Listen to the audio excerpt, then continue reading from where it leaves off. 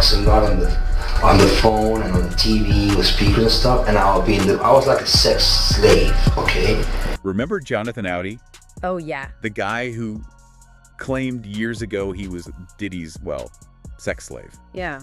Everyone kind of wrote it off back then. It seemed pretty out there at the time, for sure. But now, yeah, in court, his testimony has just dropped like a nuclear bomb, and it's suddenly connecting to everything else we've been hearing. Right. And what's so gripping here is how these allegations, the ones that were dismissed, are now being pulled into this much larger, really disturbing narrative. Exactly. We're seeing how those early whispers can, become central to potentially massive unraveling. Totally. And this isn't just some random person. This is the same Jonathan Audi, the one arrested at the Trump Hotel back in 2018, tied to that Doral shooting incident. Right. He has a history there. His initial claims about Diddy were just, well, wild. But in this courtroom, under oath, with everything else that's come out now, his words are carrying a whole new kind of weight. And it's the corroboration, I think, that's really key here. You've got Cassie Ventura's own, deeply troubling accounts. They lend a significant amount of credibility, or at least context, to what Audi is now saying. It's not happening in a vacuum. No, definitely not.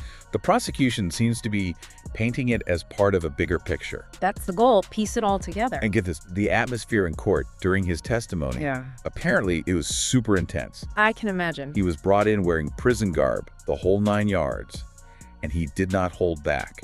Said, Diddy destroyed my life, straight up called him a monster. Wow. Strong words. Then he throws this curveball, claims of mind manipulation. Yeah. He alleges Diddy used some kind of unknown tech to control him, to order him to cover up crimes. I know, it sounds It's pretty sci-fi, yeah. While the specifics of the technology might raise eyebrows, the underlying accusation really speaks to that core theme of coercive control we keep hearing about. Right. Whether it's sophisticated tech or just, old school manipulation, the alleged goal seems the same. Strip away free will, make someone submit. And the details he laid out about Diddy's Bel Air mansion are just chilling. Pink lights, deep house music blasting constantly, drugs everywhere. Yeah. It sounds like sensory overload. Yeah. He described these gatherings almost like rituals, selection ceremonies, he called them, to become a sex slave. Said he was forced to perform adult acts in front of others, including Cassie, he claims. In front of Cassie. That's what he testified. And all being filmed, followed by threats, hush money payouts. Yeah. It's a lot. It is. And here's a detail that just give you the creeps. Yeah. He testified about waking up drugged and tied up, seeing Diddy, watching him on a phone camera, saying, "You belong to me now." That exact phrase again, it's unreal. The parallels between these details and what Cassie Ventura testified to are genuinely unsettling. Totally. The shared elements, the environment, the forced participation, that really chilling assertion of ownership, it strongly suggests a pattern, doesn't it? Not just isolated incidents. It really does. So what made Audi finally talk now? He mentioned a suicide attempt hitting rock bottom, basically. Oh, wow. And then realizing he wasn't alone, that others were drowning too, as he put it. Said he just couldn't stay silent anymore. That's powerful motivation. And Diddy's reaction in court? Predictable, maybe. Total denial. Reportedly stood up, started yelling. He doesn't even know Audi. His lawyer practically had to pull him back down. Well, a vehement denial is expected, right? Given how damaging these allegations are, the defense strategy seems to be attacking Audi's credibility, bringing up his past struggles. Yeah, the mental instability claims, the lack of hard evidence like witnesses or documents, initially anyway. It's a common legal tactic. But what was really noteworthy, though, was the judge's reaction. Oh man, Judge Subramanian. Yeah, he didn't mince words. Apparently told everyone he expects honesty, not just sensationalism. Good. But then he said something that just hung in the air. If even a small part of what Audi is saying turns out to be true, we could be looking at the biggest downfall in American entertainment history. Wow. That statement from the judge really underlines the potential scale of this. Huge. It acknowledges the defense trying to discredit Audi, sure, but it also signals the court is aware these allegations could point to something much bigger. Widespread criminal activity, way beyond your typical celebrity scandal. And then we get into the really dark stuff. These alleged freak-off parties and these so-called torture rooms. Right. Audi described the parties as just sick gatherings, drugs, forced acts. He even claimed he saw some very famous and powerful people there. Now, their involvement hasn't been verified at all, but Names like Tyler Perry, Oprah, DiCaprio were apparently mentioned in court. Okay, those are huge names being thrown around, even if just alleged sightings. The description itself, though, paints a picture of a deeply exploitative environment. Totally. The details he gave about what supposedly happened are just, well, grotesque. Baby oil mixed with resin, constant reapplication, forced group intimate acts. It's hard to even process. The specificity of details like that, the weird mixture of baby oil and resin, it lends this disturbing sense of reality to his account, doesn't it? It really does. Apparently, there were even villas specifically set up for this. Audi talked about linen kept just to soak up, bodily fluids. Special air fresheners to try and mask smells. He testified about being forced into acts involving urine and other fluids. And get this, even his ex-wife has apparently backed him up, saying he's been terrified of Diddy for years and is still dealing with serious psychological trauma. The ex-wife corroborating adds another layer. It suggests the impact wasn't just on him, but it was long-lasting, affecting people around him too. Reinforces the idea these weren't just fleeting incidents. Of course, Diddy's legal team is hitting back hard, trying to paint Audi as unreliable, bringing up that Trump hotel incident again, basically saying, look, this guy's not credible. Standard defense tactic, as we said. Attack the accuser's credibility, highlight past incidents to sow doubt. But, it's worth considering if some of that past behavior could be a consequence of the very abuse he's claiming. That's a fair point. Yeah. But this is where things get really connected, right? What Audi is describing about these parties, these secret rooms, it sounds eerily similar to what Cassie Ventura said. And not just Cassie. Remember Philip Pines, the former executive assistant? Right. Pines, too. Secret rooms, drugging, filming, threats, NDAs, and that creepy phrase again, you belong to me, or prove your loyalty to me, king. It's like their testimonies are all reading from the same horrifying playbook. That convergence of independent accounts, that's incredibly significant for the prosecution. Yeah.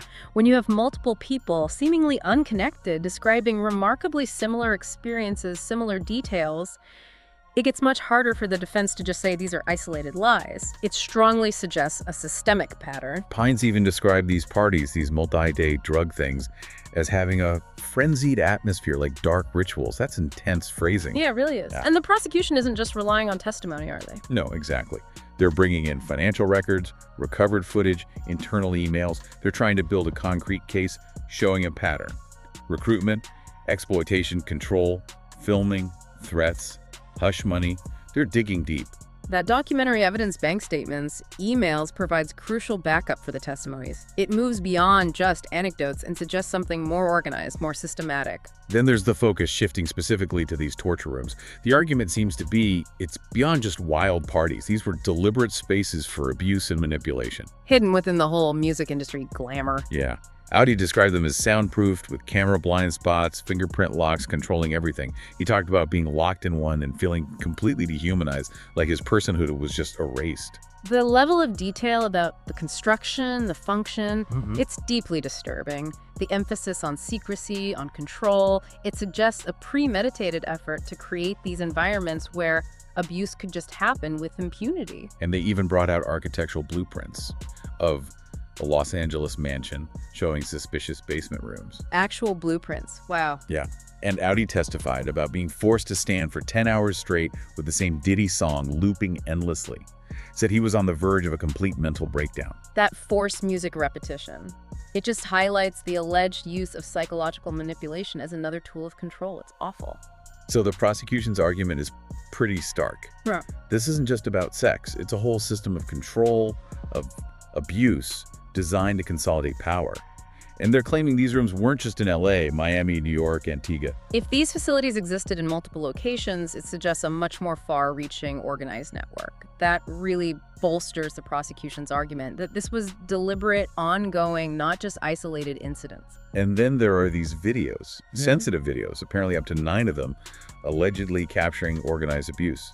Only the jury has seen them so far. Okay, that's potentially critical evidence. Diddy's team claims they just show consensual acts. But the prosecution's pushing back hard, saying consent is irrelevant because of the alleged coercion, the psychological control. That argument, coercion negating consent, is central to their case.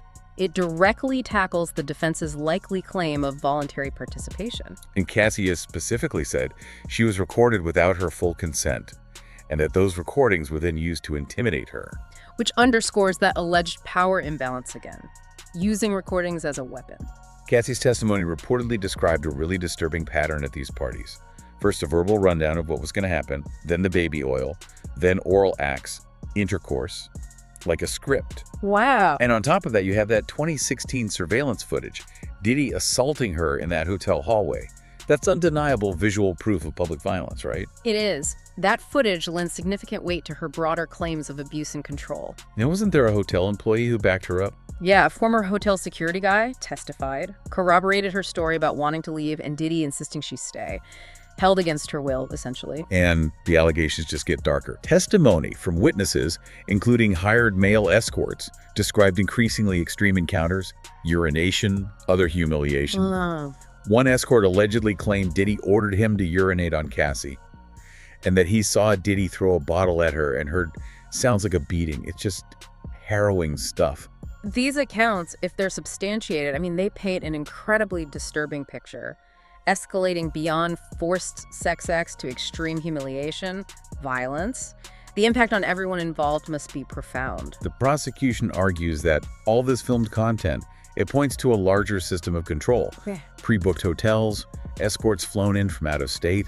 Yeah. They're framing it almost like a human trafficking operation. That's a very serious framing. And they emphasized how drugs were allegedly used as a tool to lower resistance, just like Cassie testified. Right. The defense tried to flip that, suggesting Cassie was using drugs willingly and Diddy was trying to help her.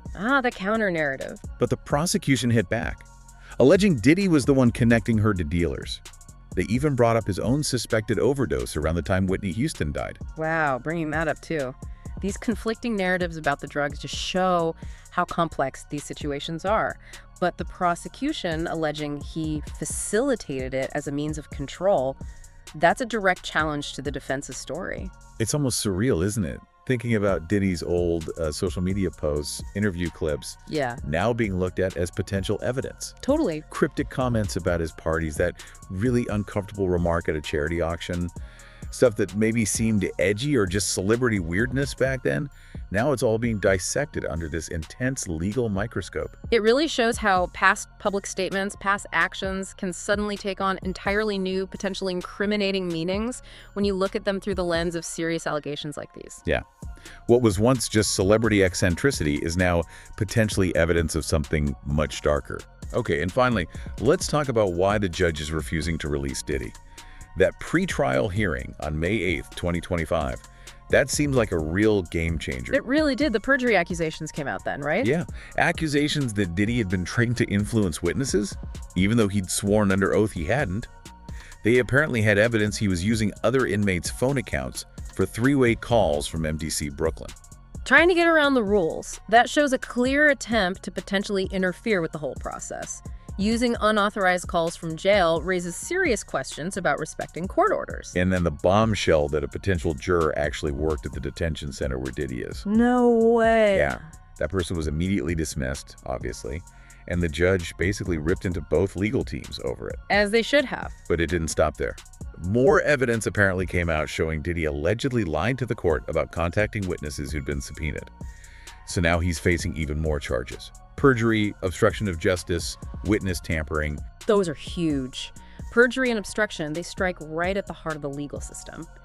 The judge's reaction, adding those charges, it just underscores how serious this is. His legal jeopardy just went way up. Apparently, he even allegedly contacted Keena Harper after Dawn Richard filed her lawsuit. Prosecutors argued it was manipulative, trying to build rapport, maybe hinting at financial help. In exchange for basically pushing a narrative that everything was voluntary, consensual. They also accused him of using intermediaries to spread misinformation, to psychologically manipulate witnesses. So more alleged attempts to control the narrative, obstruct justice. It reinforces why bail was denied previously, doesn't it? Exactly. They'd already cited alleged violent tendencies, breaking prison rules, risks to public safety. Now the case files are reportedly massive.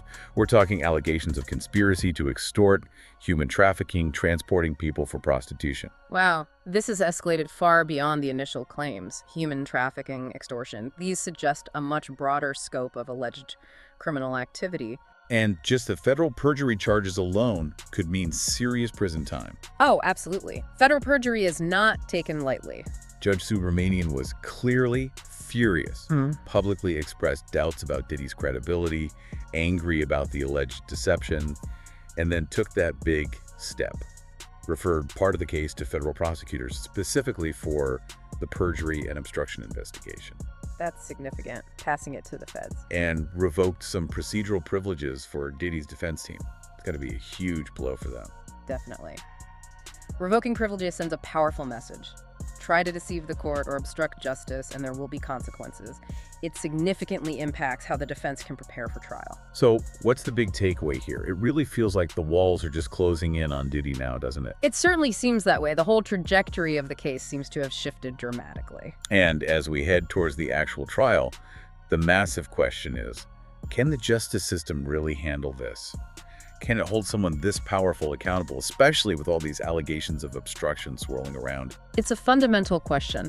Ultimately, this case is just a stark reminder, isn't it, about the potential for abuse of power and how long and complicated the road to justice can be. Yeah. The allegations that have surfaced, they really challenge our understanding of fame, influence, accountability, especially in the entertainment world, but maybe beyond that too. It really makes you think about the hidden worlds behind all the glitz and glamour. Yeah. And honestly, the incredible bravery it must take for people to actually come forward with stories like these. Absolutely. It takes immense courage. It's going to be intense watching how this all plays out. Thanks for taking that deep dive with us today.